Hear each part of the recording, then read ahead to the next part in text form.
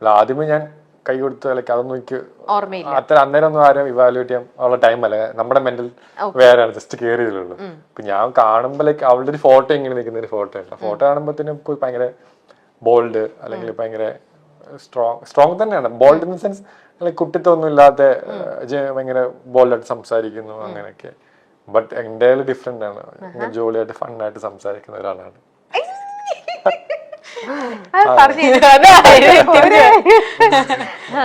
ശ്രീതു ഭയങ്കര ഭയങ്കര ഒരു എന്താ പറയാ കുട്ടിത്തം ഭയങ്കരമായിട്ടുള്ള എനിക്ക് പേഴ്സണലി എന്താ പറയാ ഇപ്പം അടുത്ത ആളെ ഉപദ്രവിച്ചിട്ട് അവിടെ കയറി നിക്കണം എന്നൊന്നും ഇല്ല.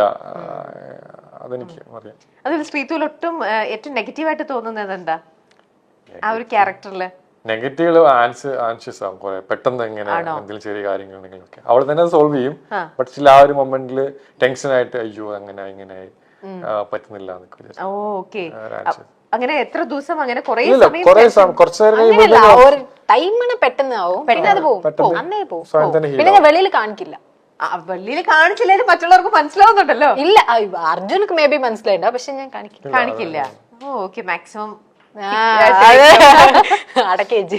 അങ്ങനെ നിങ്ങളുടെ ലൈഫിലേക്ക് ഏറ്റവും കൂടുതൽ ഇൻഫ്ലുവൻസ് ചെയ്തിട്ടുള്ള ഏതെങ്കിലും ആക്ടേഴ്സോ അല്ലെങ്കിൽ ഇന്നൊരാളുടെ എല്ലാ മൂവീസും ഒരു സ്റ്റഡി മെറ്റീരിയൽ എന്നുള്ള രീതിയിൽ തന്നെ ആണെങ്കിലും അങ്ങനെ ശ്രീതു? എനിക്ക് ഓരോരുത്തരുടെ കിട്ടിയും ഒന്നൊന്ന് നമ്മൾ കത്തിക്കാന്ന് ഞാൻ വിചാരിക്കുന്നു. ഓരോരുത്തരും ഓരോ ഡിഫറെന്റ് ആയിട്ട് തന്നെ ഉണ്ടാവുമല്ലോ. സോ എനിക്ക് ലൈക്ക് ഓരോരുത്തർ മലയാളം മൂവീസും തമിഴ് മൂവീസും കാണാനും മോസ്റ്റ്ലി തമിഴാണ്. സൂര്യ സാർ വേണമെങ്കിൽ ഞാൻ പറയാം. ഓക്കെ, ഏറ്റവും കൂടുതൽ ഇഷ്ടം. വേറെ എന്തൊക്കെയാണ് നിങ്ങൾ നല്ലൊരു സിനിമയിലേക്ക് അല്ലെങ്കിൽ നല്ലൊരു കഥാപാത്രം ചെയ്യാൻ വേണ്ടിട്ട് നിങ്ങൾ നിങ്ങളെ തന്നെ എന്തൊക്കെ ചെയ്തിട്ടാണ് ട്രെയിൻ ചെയ്തുകൊണ്ടിരിക്കുന്നത്? ഞാൻ ഈ പറയുന്നത് മാത്രം കഥാപാത്രത്തിലേക്ക് ആയിട്ടില്ല, ജസ്റ്റ് അല്ല എന്നാലും നിങ്ങൾ എയിം ചെയ്യുന്നത് അത് തന്നെയാണ്. ഞാൻ ഇപ്പോൾ ചെയ്തുകൊണ്ടിരിക്കുകയാണ് ഒരു മൂവി. അപ്പൊ അതെനിക്ക് ബിഗ് ബോസിൽ നിന്നാണ് വന്ന ഒരു മൂവിയാണ്, ജിത്തു സാറിന്റെ. പറയാൻ പറ്റുമോ? അത് ആസിഫ് അലി അപർണ അവരെല്ലാം ചെയ്യുന്ന ഒരു പടത്തില് ഷൂട്ടിംഗ് കഴിഞ്ഞോ? ഇല്ല, ഓൺഗോയിങ് ആണ്, നടന്നുകൊണ്ടിരിക്കുന്നത്. എനിക്ക് ബ്രേക്ക് ആണ്. അപ്പം അതിലെനിക്ക് ലേണിംഗ് ആണ്, ഫുൾ ലേണിംഗ് ആണ്. അത് അത്ര വലിയ ക്രൂവിന്റെ കൂടെ ചെയ്യുന്നു. ഇതിൽ നിന്ന് ചെയ്തോണ്ട് എനിക്ക് അവിടെ പോകുമ്പോൾ കുറച്ചൊക്കെ അറിയാൻ പറ്റി. അപ്പൊ എവറിഡേ ലേണിംഗ് പ്രോസസ്. അതിപ്പം ഇന്ന ആളൊന്നുമില്ല, ഓരോ ആൾക്കാരും കേൾക്കുന്നത്. പേഴ്സണലി ഞാൻ ലാൽ സാറിന്റെ ഞാൻ അഡ്മയർ ചെയ്യുന്നൊരു മനുഷ്യനാണ്. അപ്പം അങ്ങേര് പറയുന്ന നല്ല കാര്യം ഞാൻ ഫോളോ ചെയ്യാൻ നോക്കും. അല്ലെങ്കിൽ എനിക്കറിയില്ല, എനിക്ക് ഭയങ്കര ഇഷ്ടമാണ്. നമ്മുടെ ഒരു പ്രത്യേക ഒരു ഇതാണല്ലോ ലാലേട്ടൻ. എനിക്കറിയില്ല, ഇപ്പം ഞാൻ ഭയങ്കരമായിട്ട് മിസ് ചെയ്യുന്നുണ്ട്.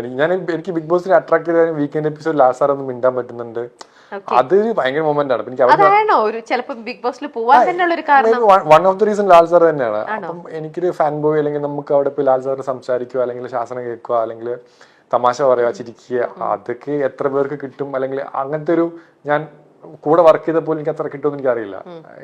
പിന്നെ 100 ദിവസം കഴിഞ്ഞിട്ട് പിന്നെ വീക്കെൻഡ് സാറ്റർഡേ സൺഡേ ഒക്കെ ആ സമയമാകുമ്പോഴത്തേനും ഇതില്ല, ലാൽ സാറിനെ കാണാൻ പറ്റുന്നില്ല, സംസാരിക്കാൻ പറ്റുന്നില്ല. ഈവൻ ബിഗ് ബോസിന്റെ സൗണ്ട് ഒക്കെ ഞാൻ പേഴ്സണലി മിസ് ചെയ്തിട്ടുണ്ടായിരുന്നു. ലാലേട്ടന്റെ ചെയ്ത് കിട്ടിയോ? ഇല്ല, എനിക്ക് അങ്ങനെ കിട്ടിയിട്ടില്ല. എന്തെങ്കിലും കാര്യത്തിൽ അപ്രീസിയേഷൻ കിട്ടിയോ? അതുണ്ട്. ലാൽ സാറ് കുറെ അപ്രീഷിയേറ്റ് ചെയ്യാണ്ട് തന്നെ. ഞാൻ എനിക്ക് വിഷുവിന്റെ സമയത്ത് എനിക്ക് പനിയാന്ന് പറയുമ്പോ എന്റെ ഇവിടെയൊക്കെ തൊട്ടൊക്കെ നോക്കി കൂടി. എനിക്കതൊക്കെ ഭയങ്കര വലിയ കാര്യമാണ്. ഇപ്പം ഇതിപ്പം റിലേറ്റ് ചെയ്യാൻ പറ്റും എല്ലാവർക്കും. ഇപ്പൊ നമ്മൾ അത്രയും അഡ്മയർ ചെയ്യുന്ന ഒരു മനുഷ്യൻ വന്നിട്ട് നമ്മൾ അത്രയും പാമ്പർ ചെയ്യുമ്പോഴത്തേക്കിന് അതിനേറ്റ ബെസ്റ്റ്. അപ്പൊ പനി വന്നത് തന്നെ നല്ലതെന്ന് തോന്നിയിട്ടുണ്ടാവും. എനിക്കൊന്നും പറയാനും പറ്റുന്നില്ല. സാർ നോക്കി മോനെന്ന് വിളിക്കുമ്പോ തന്നെ നമുക്ക് അങ്ങനെ ആ ഒരു വിളി കേൾക്കുമ്പോ തന്നെ നമ്മള് ഇല്ലാതാവും.